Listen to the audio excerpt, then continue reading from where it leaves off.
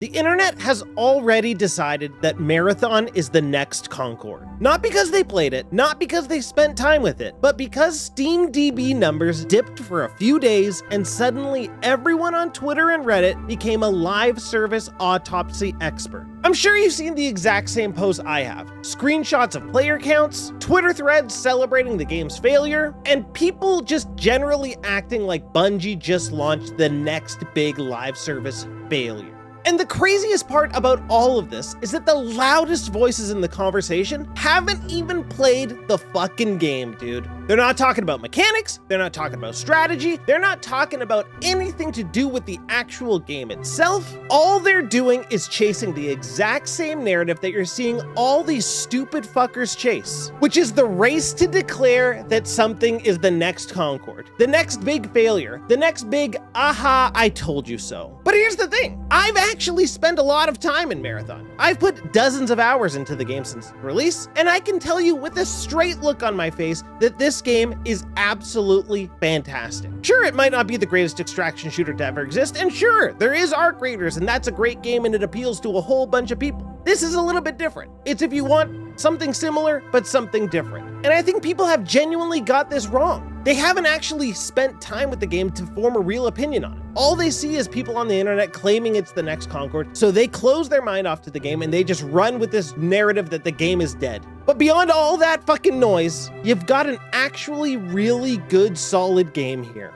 If you've been on the internet within the last literally 10 years, you've probably seen a drastic trend toward making everything as negative as it possibly can be. And much of that seems to be focused on games discussion. Because we've moved on from the actual discussion of gameplay, game design, narrative, choices that go into how the game is formed and what the game looks like, and the entire discussion has shifted to how many players does it have on launch and how many players does it have the next day. That's it. That's what everything comes down to. People see that the number's either big and it stays big, or they see that the number's low and stays low, or they see that the number's medium and either goes up and down. And depending on that, it shapes their entire narrative. And also, regardless of whether it goes up and down, they'll change whatever they need to change so that they can fit what they want it to say. For example, Marathon launched on Steam to roughly 90,000 players, a peak of 88,000 or something like that. Within the next couple days, it dropped to around 68,000, and it's been hovering there ever since. And people have already started to claim that the game is dead. It's lost 25% of its players. That's terrible for a new game. It should be able to maintain that. If it loses 25% of its players, it's clearly headed for ultimate destruction, and the game has no chance of doing any good, and it'll be dead before we know it. And then they like to point out games like Slay the Spire 2, an indie game launched and absolutely decimated Marathon. It has an all-time peak of 500,000 players. It's consistently getting hundreds of thousands of players every single day. Oh my god, an indie game is destroying this multi-million-dollar AAA game.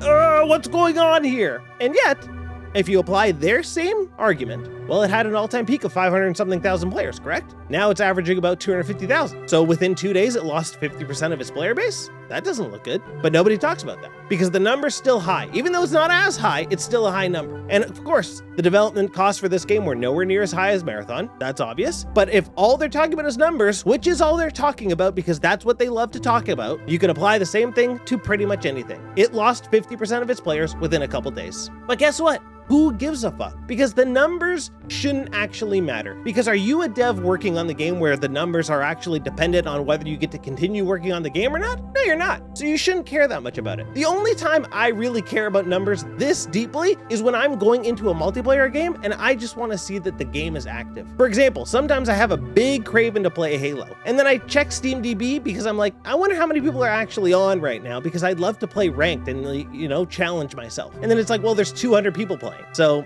of those 200 people, how many people are playing ranked? Probably not that many. And to prove it, the last time I played, I literally fought the same team 8 games in a row because there was nobody else on playing duos. You know, that's kind of what you're dealing with in this situation. But that's not the same for Marathon, and it's obviously not the same for Slay the Spire 2, and it's obviously not the same for the game for like Resident Evil Requiem, a game that is absolutely fantastic, blew away Steam numbers for every single Resident Evil game, and of course within the next few days, it's dropped by 40-50%. Yeah, obviously, it's a single player experience. People are gonna jump on the game, beat it, and then they're gonna move on to something else. Because right now we're in a time where there are constant games being released. Every day it seems like something new is coming out, especially this month. Every day there's something, practically. And just like the week that Marathon launched, Slay the Spire came out, Pokopia came out, and Marathon all came out in the exact same week. That's 3 games that are vying for your attention, that are pulling numbers left and right on Steam. I mean, obviously not Pokopia because it's a Switch 2 exclusive, and they don't publish their numbers, so we don't know what's going on there. But I'll tell you straight up, they got a huge player base, that's for sure. Marathon has a very successful player number. Yeah, the number dropped, but they have a core audience that is dedicated to that game. And that was always the point with Marathon. This game is basically going to be designed to appeal to one type of audience. This is not a mass appeal type of game. This is not Arc Raiders. This is not the casual experience. This is a more hardcore extraction shooter experience that's going to appeal to people who are fans of Bungie, who are burnt out on Arc Raiders and want something new and want to see what they can do with a different type of extraction shooter game that isn't as crazy as Tarkov